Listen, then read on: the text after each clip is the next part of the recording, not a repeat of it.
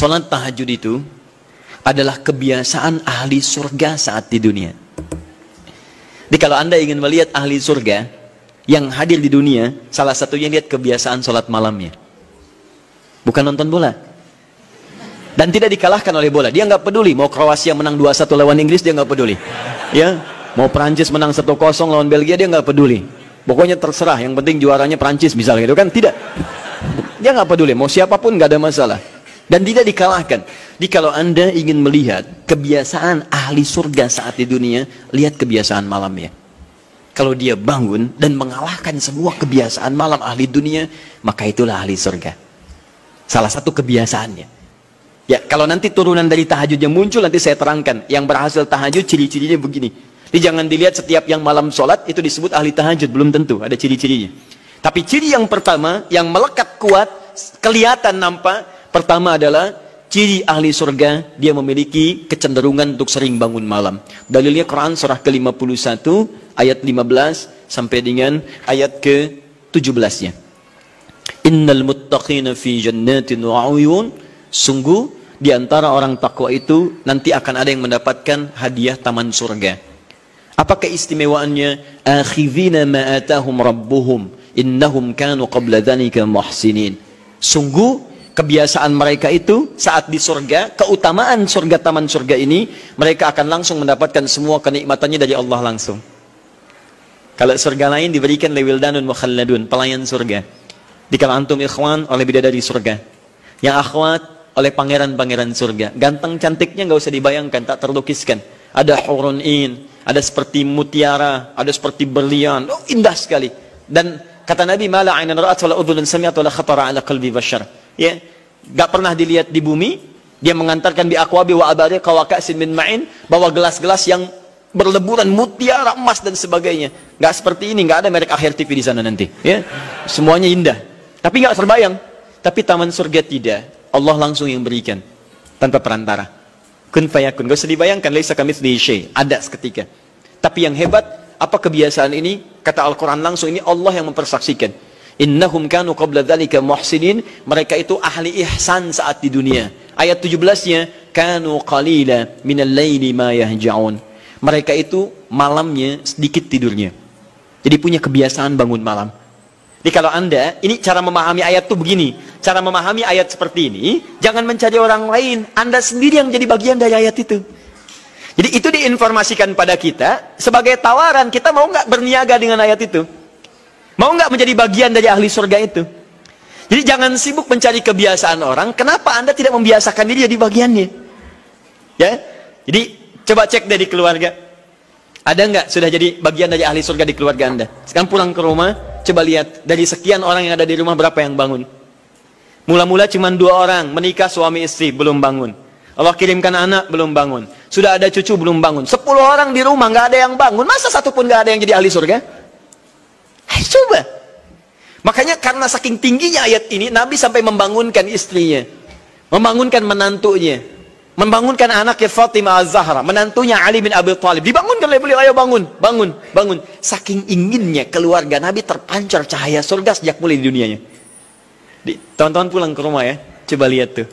Anak-anak yang di pesantren kalau pulang dan sebagainya, malam bangun nggak dia?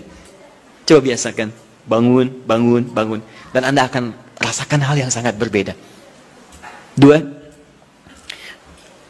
Tadi tambah 1 ya, berarti 5. Sekarang yang ke-6. Orang-orang yang rajin bangun malam, itu orang-orang yang mendapatkan pujian langsung dari Allah Subhanahu wa ta'ala. Jadi kalau Anda ingin melihat orang yang dipuji Allah, itu lihat orang yang sering bangun malam, tahajud. Di antara dalilnya, Quran surah ke-32 ayat ke-16. Tatajafa junubuhum 'anil madaji' yad'una rabbahum khaufan wa tama'a wa mimma razaqnahum yunfiqun. Setelah kita sujud itu ayat sajadah, Allah terangkan. Itu indah sekali kaitannya. Nih, di antara orang sujud ini ada yang lebih hebat lagi. Kalau Anda sholat subuh baca misalnya ayat sajadah, sujud, Allah terangkan. Di antara sifat orang yang rajin sujud ini adalah orang-orang yang rajin tahajud. Tatajafa junubuhum 'anil madaji'. Mereka sering menghindari tempat tidur di malam harinya. Maksudnya apa? Rajin tahajudnya. Ada orang-orang yang dipuji oleh Allah Subhanahu wa taala karena kebiasaan malamnya dia menghindarkan diri dari tempat tidur. Maksudnya bukan nggak tidur. Rajin bangun malamnya. Rajin bangun malam. Bapak Ibu kurang apa lagi ya? Kalau ada orang dipuji misalnya saat di dunia, presiden memuji seseorang, artinya presiden menyukai dia. Artinya presiden menjamin kemudahan baginya. Kalau ada orang yang dipuji Allah, artinya Allah mencintai dia dan menjamin kemudahan dalam kehidupannya. Maka dekati orang-orang seperti ini. Saya sarankan kalau antum punya teman, ikhwan sekalian, sedang mabit misalnya atau tugas dinas keluar. Tiba-tiba tengah malam di hotel dia bangun sholat, itu teman terbaik Anda. Saya katakan pada Anda, tandai orang ini dan dekati dia saat di kantor. Bangun ukhuwah dengannya, persahabatan dengannya. Maka ketika Anda mendekati orang-orang yang dipuji oleh Allah, maka Anda pun akan kedapatan bagian dari pujiannya. Karena mustahil orang yang dijaga oleh Allah mengajak Anda pada maksiat. Itu mustahil. Mustahil. Sama teman-teman yang masih di kampus. Kalau malam-malam misalnya di asrama atau pulang tiba-tiba ada orang-orang yang kelihatan sholat malam, dekati orang ini. Jadilah bagian dari sahabatnya. Dan dengan itu saya ajak, coba cek pasangan hidup Anda. Jangan-jangan selama ini Anda berdua belum mendapati sesuatu yang terbaik. Kalau ibu ingin suaminya dipuji oleh Allah Subhanahu wa taala, maka bangunkan malamnya supaya dia sholat. Kalau istri Anda ingin dipuji oleh Allah Subhanahu wa taala, bangunkan malamnya supaya dia sholat. Dan kalau bisa keduanya kompak. Pernah kan saya sampaikan di pertemuan lalu, Nabi menyampaikan, lihat rahimallahu mra'an atau rajulan. Allah merahmati seorang lelaki. Kemudian yang bangun di pertengahan malam dia sholat, lantas membangunkan istrinya dan mencipratkan air di wajah istrinya supaya dia bangun menunaikan sholat malam. Seperti Allah merahmati seorang istri yang bangun di malam hari untuk sholat, kemudian dia mencipratkan air di wajah suaminya supaya bangun untuk sholat. Saking tingginya mendapatkan pujian Allah, sampai kata Nabi SAW, ayo bangunkan istrimu sekalipun kau cipratkan air di wajahnya. Tapi mohon izin Bu ya, maksud hadis itu, kalau sudah ada komitmen dan rencana bangun di malam harinya. Ingat ya? Bukan ibu ngaji sekarang, suami nggak hadir. Terus dengar itu, terus nggak punya rencana. Aduh saya pengen suami dipuji Allah. Masya Allah, malam-malam segayung Pak. Mama kenapa? Hadis Nabi Pak. Oh hadis Nabi. Aduh, siapa yang ngajarin? Nah, itu yang repot. Paham ya? Baik. Sudah yang terakhir.